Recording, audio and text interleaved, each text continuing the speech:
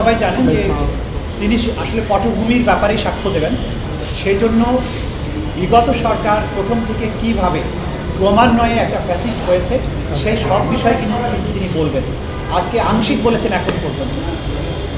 BDR হত্যাকাণ্ড, শাপলা চত্বর হত্যাকাণ্ড এবং বিচার ব্যবস্থাকে ধ্বংস করা, এই কয়েকটা উল্লেখযোগ্য বিষয় বলেছেন। হিটলার যেভাবে দমন করতেন প্রতিপক্ষকে, এই সরকার যে আগের সরকার যেভাবে প্রতিপক্ষকে দমন করতেন, হিটলারের মতো সামঞ্জস্যতা আছে, সেগুলো তিনি বলছেন।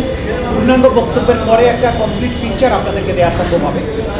শেষ সময় বিশেষভাবে তিনি যেটা বলেছেন যে আদালত ব্যবস্থাগুলো যে তার ইশারায় চলত এবং আদালতগুলো যে তাদের কৃতদাসের ভূমিকায় অবতীর্ণ হয়েছিল, সেই বিষয়গুলো কিন্তু তিনি বলার চেষ্টা করেছেন।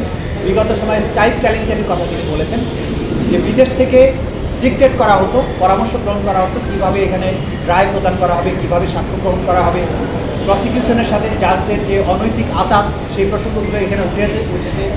এরপরে এই ট্রাইব্যুনালের যিনি বিচারক ছিলেন, তাকে এখান থেকে রায় দেওয়ার বিনিময়ে, অর্থাৎ রায় বলতে সরকারের ইচ্ছা অনুযায়ী রায় দেওয়ার বিনিময়ে তাকে সুপ্রিম কোর্টে বিচারক হিসাবে নিয়োগ করা, প্রমোশন দেওয়া, এই যে পুরো বিষয়গুলো কীভাবে একটা ফ্যাসিবাদী রেজিম এরকম একটা দানবে পরিণত হয়েছিল, সেই বিষয়গুলো তিনি বলা শুরু করেছেন, আংশিক বলেছেন, বাকিটাও বলবেন। এটা এখন পর্যন্ত আপডেট আপনাদের। আপনি বলছেন যে আর দু একজন সাক্ষী হলে এই মামলার সাক্ষ্য গ্রহণ শেষ হবে। নাহিদ ইসলাম আসার কথা, তার মানে কি নাহিদ ইসলামের বক্তব্যের মধ্য দিয়ে কি সাক্ষীর মধ্য দিয়ে কি শেষ হতে যাচ্ছে? আমরা আশা করছি যে আর খুব বেশি সাক্ষ্য দরকার হবে না। নাহিদ ইসলাম আগামীকালকে সাক্ষ্য প্রদানের কথা আছে এবং তার সাক্ষ্য গ্রহণের মাধ্যমে আর যে ফর্মাল একজন সাক্ষী আছে আমাদের, সেটার মাধ্যমে আশা করছি এই মামলার সাক্ষ্য গ্রহণ সমাপ্ত হবে। আমরা মনে করি যে এই মামলায় প্রমাণের জন্য যথেষ্ট এভিডেন্স ইতিমধ্যে আদালতে আমরা উপস্থাপন করতে সক্ষম হয়েছি। সুতরাং আর কোনো সাক্ষ্য তেমন বেশি প্রয়োজন নেই। সে কারণে এই বাকি দুজনের সাক্ষ্য গ্রহণ সমাপ্ত হওয়ার পরে আমরা মামলাটি সমাপ্তির জন্য প্রেয়ার করব। তার মানে যুক্তিতর্কের জন্য হয়তো পরবর্তী দিকে আমরা যাব আশা করছি। যদি যেহেতু এখানে কোনো ডিফেন্সের পক্ষ থেকে সাক্ষী দেওয়ার ব্যাপার নেই, আসামি দুজন পলাতক আছেন, আর যিনি হাজির আছেন তিনি যেহেতু দোষ স্বীকার করেছেন, তিনি তো আর ডিফেন্সের সাক্ষী দেবেন না।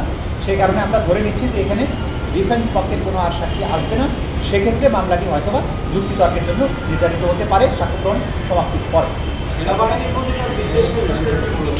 অনেক কথাই বলেছেন, সব বিষয়ে আমি এক ব্রিফিংয়ে বলতে চাই না।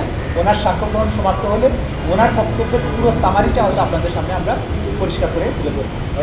আপনারা যেটা বলছেন যে সাক্ষ্য নিয়েছেন, তাতে কি শেখ হাসিনার মানবাধিকার অপরাধের যত অকাট্য প্রমাণ আপনারা প্রমাণ করতে পেরেছেন? এটা তো আদালত নির্ধারণ করবেন আমরা অকাট্যভাবে প্রমাণ করতে পেরেছি কিনা।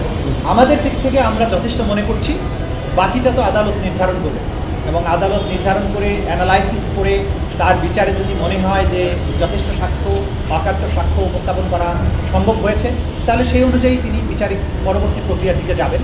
আমাদের দিক থেকে আমরা মনে করছি যে যথেষ্ট শক্তিশালী অকাট্য সাক্ষ্য প্রমাণ ইতিমধ্যেই আদালতে উপস্থাপিত হয়েছে।